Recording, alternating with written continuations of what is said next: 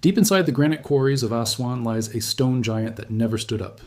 It's called the unfinished obelisk, and if it had been completed, it would have stood over 137 feet tall and weighed nearly 1,200 tons, bigger than any obelisk ever raised in the ancient world.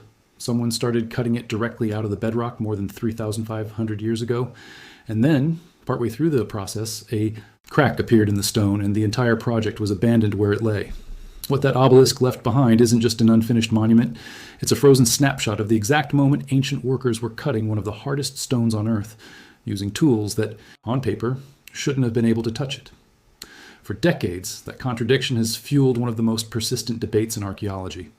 How did a Bronze Age civilization, without iron, without machines, without anything resembling a power tool, manage to quarry, carve, drill, and polish granite with a level of precision that still impresses engineers today? In recent years, that question has taken on a new twist, as viral videos claiming that artificial intelligence has revealed secret machine-cut evidence in Egyptian granite have spread across the internet, racking up millions of views with dramatic claims about impossible precision and vanished technology. So we're going to do something those videos didn't do. We're going to look at what real archaeologists, real engineers, and real experimental research have actually found, cut through the noise, and show you what the evidence genuinely tells us about how the ancient Egyptians conquered granite. To understand why this is such a compelling mystery in the first place, you have to understand what granite actually is. Granite is an igneous rock, formed from magma that cooled slowly beneath the Earth's surface over thousands or millions of years. That slow cooling allows large interlocking crystals of quartz, feldspar, and mica to form, which is exactly what makes granite so tough. On the Mohs hardness scale, which measures how resistant a material is to scratching, quartz sits at a 7. Feldspar sits between 6 and 6.5. Compare that to copper, the primary metal available to Egyptian craftsmen during the Old and Middle Kingdoms, which sits at roughly 3 on that same scale. In theory, a copper chisel striking granite should just deform or blunt against it, doing almost nothing to the stone. This is the detail that fuels almost every viral claim about impossible Egyptian stonework. If copper is softer than granite, the argument goes, then copper tools couldn't have cut granite, and therefore the Egyptians must have had something else. Some lost technology, some machine, some secret we haven't figured out yet. It's a compelling argument. It's also based on a misunderstanding of how the ancient Egyptians actually worked stone, because the truth is, they weren't cutting granite with copper blades the way you'd cut wood with a saw. They were using an entirely different mechanical principle, one that modern manufacturing still relies on today. The real secret wasn't the copper, it was the sand.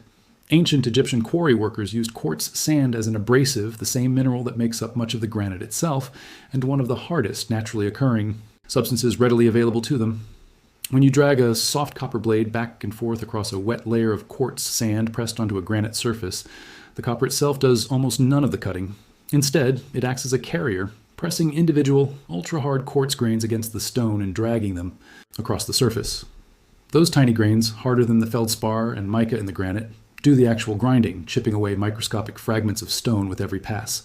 The copper blade wears down in the process, which is exactly why Egyptian craftsmen needed generous supplies of copper and why copper tools recovered from quarry and workshop sites show extensive wear and resharpening.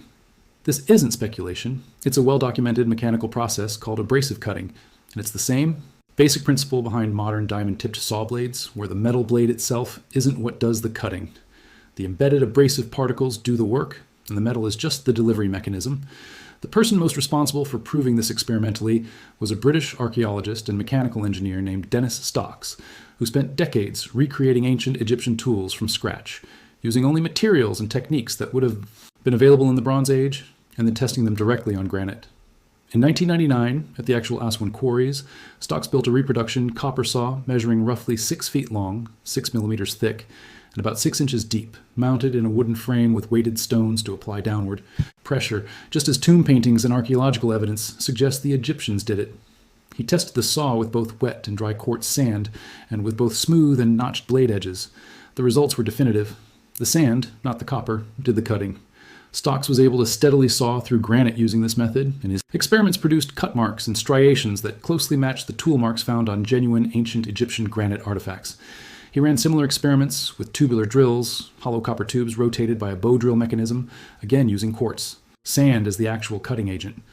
As the tube rotated and sand ground away at the stone beneath it, it carved a circular channel downward, eventually leaving behind a solid cylindrical core of stone in the center, which could then be snapped off at its base. This technique explains one of the most famous pieces of physical evidence in this entire debate. That evidence is a collection of granite drill cores, extracted stone cylinders that were excavated by the British archaeologist Flinders Petrie in the late 19th century and are now housed in the Petrie Museum in London. These cores show clear, helical, spiral-shaped grooves running around their surface, and for over a century they've been central to this debate. Some fringe theorists have pointed to these spiral grooves as proof of high-speed rotary machining, the kind of pattern you'd expect from a modern power drill, arguing that no hand-powered tool could produce such a consistent spiral. But Stocks's experiments directly address this. His hand-operated bow drills, rotating a copper tube packed with quartz sand, produced spiral striations on the resulting cores that matched the ancient examples closely, because the speed at all. It's simply the natural result of a rotating tube grinding through stone while sand grains embed themselves and drag across the surface in a helical path as the tool is worked back and forth by hand. Slow, manual rotation with an abrasive produces exactly this kind of groove. It doesn't require electricity, motors, or diamond-tipped machinery. It requires patience, correctly selected abrasive grit, and an understanding of the physics of grinding that the Egyptians clearly possessed, even without a word for physics in their vocabulary.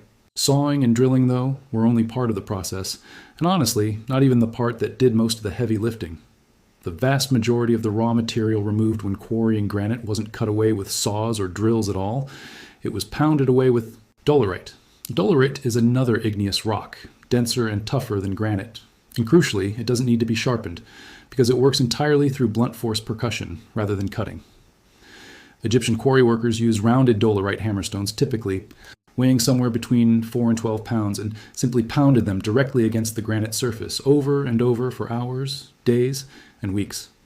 Each strike crushed and pulverized a small amount of granite into powder and fragments, gradually carving trenches, grooves, and eventually deep channels into the bedrock. This is not a subtle process, and it's not meant to be. It's brute, repetitive, physically exhausting labor, and the evidence for it is everywhere at Aswan, most dramatically at the site of the unfinished obelisk itself. Around the unfinished obelisk, archaeologists have found the actual dolerite pounding balls left behind by the workers, along with trenches cut into the bedrock roughly 2 to 3 feet wide, running the entire length of the intended obelisk, over 130 feet on each side, all created through this exact pounding technique. Detailed studies of the obelisk's surface, going back to the work of British Egyptologist Reginald Engelbach in the 1920s, and reinforced by more recent surveys, show the characteristic rounded cratered texture that dolerite pounding produces, distinctly different from the smoother, more uniform marks left by sawing or drilling. This texture isn't ambiguous, it's a signature, and it matches the tool wear you'd expect from thousands of repeated hammer strikes with a rounded stone head, not the marks a rotary power tool would leave behind. Once the surrounding trenches were pounded deep enough, workers would begin undercutting the block from beneath, tunneling underneath it while continuing to pound away the base, gradually separating the obelisk from the bedrock below. It was during this final undercutting stage that a series of cracks appeared through the stone's natural fault lines, likely following a flaw in the granite itself, and the project was abandoned mid-process, which is precisely why we can still study it today, frozen at the exact stage of production it was in when the workers walked away.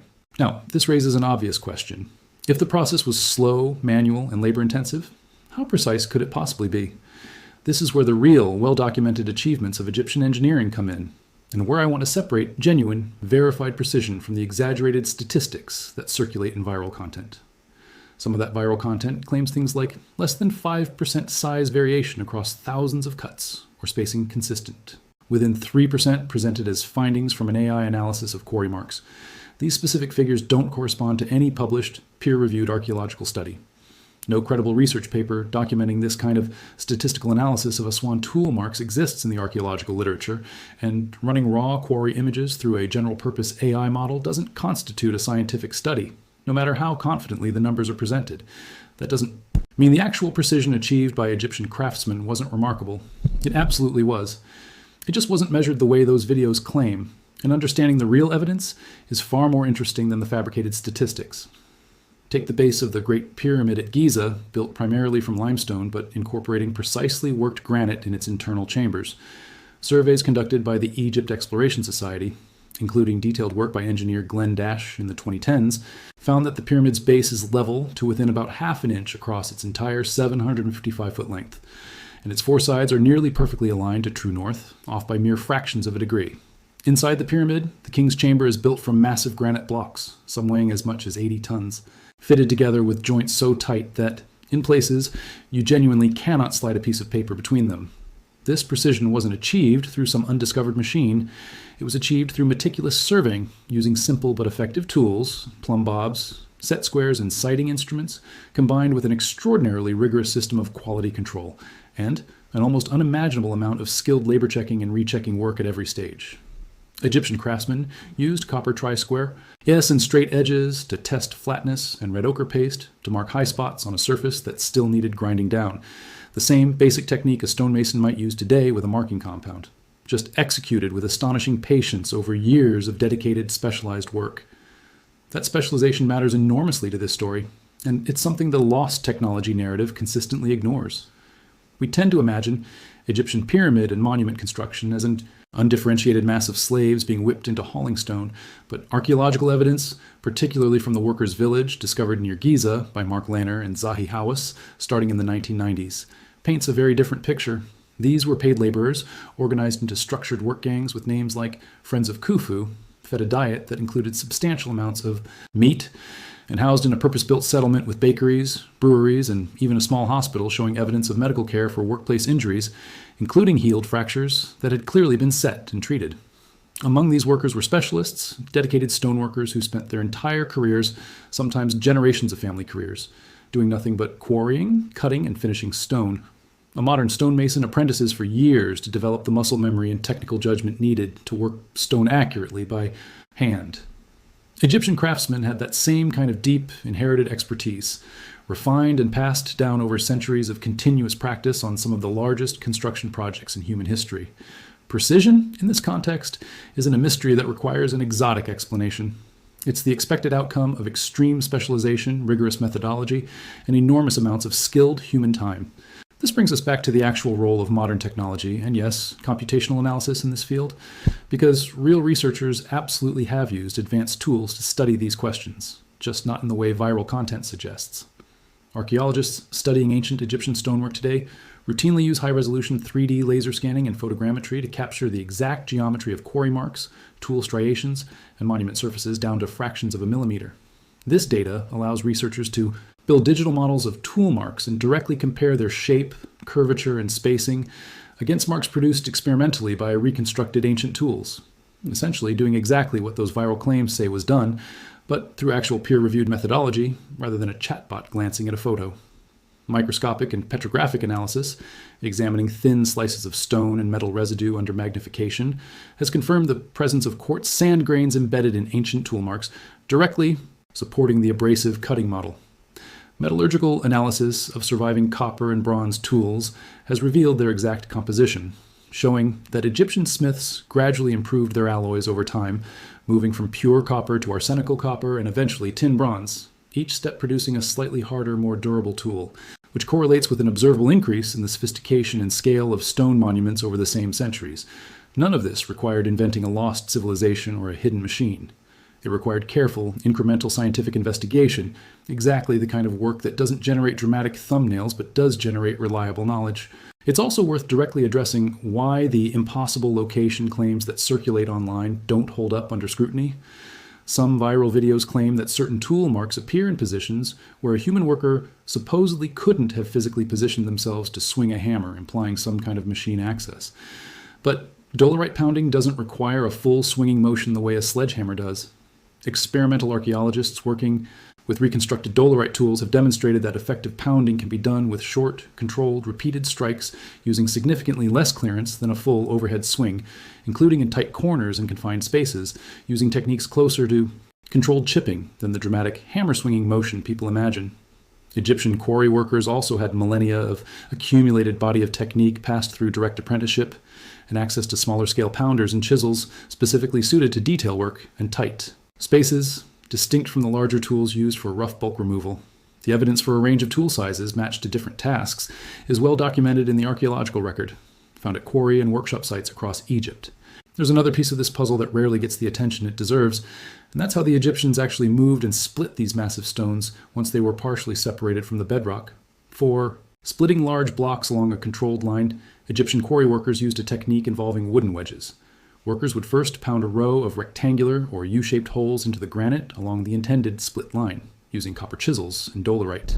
Pounders in combination then insert dry wooden wedges into each hole and soak them thoroughly with water. As the wood absorbed the water, it expanded, generating enormous outward pressure along the entire, consistently along a pre-weakened fracture line. This expansion pressure was sufficient to crack even massive granite blocks in a controlled, predictable direction. This technique, again verified through direct experimental reconstruction, explains the neat rows of rectangular sockets you can still see carved into quarried granite surfaces across Egypt today, and it represents a genuinely elegant piece of materials engineering, using a basic understanding of hydraulic expansion in wood centuries before anyone had a formal theory to explain why it worked. Once blocks were separated, moving them to construction sites presented its own monumental engineering challenge, and here too, real evidence has largely resolved what was once considered a mystery.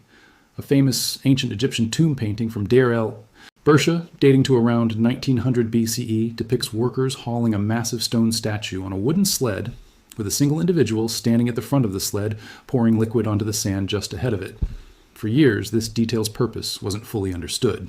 Then, in 2014, a team of physicists at the University of Amsterdam, led by Daniel Bohn, published experimental research in the journal Physical Review Letters, demonstrating precisely why this worked. Pouring water onto dry desert sand causes the sand grains to form capillary bridges of liquid between them, which stiffens the sand and roughly halves the friction between the sled and the ground, dramatically reducing the pulling force required to move the load. It's a genuinely elegant discovery, confirming that a detail Egyptian artists recorded thousands of years ago encoded a real, physically verifiable engineering technique, one that modern granular physics only fully explained in the 21st century. Not through any theoretical assumption about ancient ingenuity, but through hard, controlled laboratory experimentation. Taken together, none of this paints a picture of a civilization limited by primitive tools, waiting for some outside technological intervention to accomplish the impossible. It paints a picture of a civilization that achieved extraordinary results by mastering the materials it actually had: sand, copper, wood, water, and dolerite, and combining them with an institutional capacity for organization, labor management, quality control, and knowledge transmission that most ancient societies simply didn't possess at that scale. Egyptian state administration tracked labor, rationed food and copper supplies, coordinated the movement of tens of thousands of workers across quarry sites hundreds of miles from the Nile Delta, and maintained detailed enough record-keeping that we still have surviving administrative papyri describing the logistics of some of these very projects, including the Tomb of Merer, discovered at Wadi al-Jarf in 2013, a genuine daily logbook written by an official involved in transporting limestone for the Great Pyramid itself. This is not the record of a society that lacked the tools to accomplish its own monuments. It's the record of a society that organized human effort, technical skill, and material science with a level of sophistication we're still fully appreciating today. The persistence of the lost technology narrative says less about the actual evidence and more about a certain reluctance to credit ancient people with the ingenuity, patience, and institutional capability required to solve genuinely hard engineering problems using genuinely available means. It's a narrative that often unintentionally underestimates the ancient Egyptians rather than honoring what they actually accomplished. The real story of granite in ancient Egypt isn't a mystery waiting for an AI to crack it open. It's a documented, experimentally verified, archaeologically supported history of incremental technical mastery built by real craftsmen, refined over centuries, using sand as their cutting edge and pure, disciplined labor as their power source. That story doesn't need embellishment to be extraordinary. The unfinished obelisk still lies in that Aswan quarry today, cracked and abandoned mid-cut, a nearly 200-ton monument to a civilization that pushed the boundaries of what was physically possible with the materials of its time, and very nearly succeeded at something even more ambitious than anything they left standing. That, on its own, without any embellishment, without any invented statistics, and without any lost civilization, is one of the most genuinely impressive engineering stories in human history. If this deep dive into the real science behind ancient Egyptian engineering opened your eyes to just how advanced this civilization actually was without needing any invented mysteries to explain it, hit that subscribe button and turn on notifications, because we're breaking down the genuine evidence-based history behind the world's greatest ancient achievements every single week. Drop a comment below and let us know which ancient mystery you want us to investigate. Next, give this video a thumbs up if you enjoyed separating fact from fiction, and share it with someone who needs to see the real story behind these incredible monuments. Thanks for watching, and we'll see you in the next one.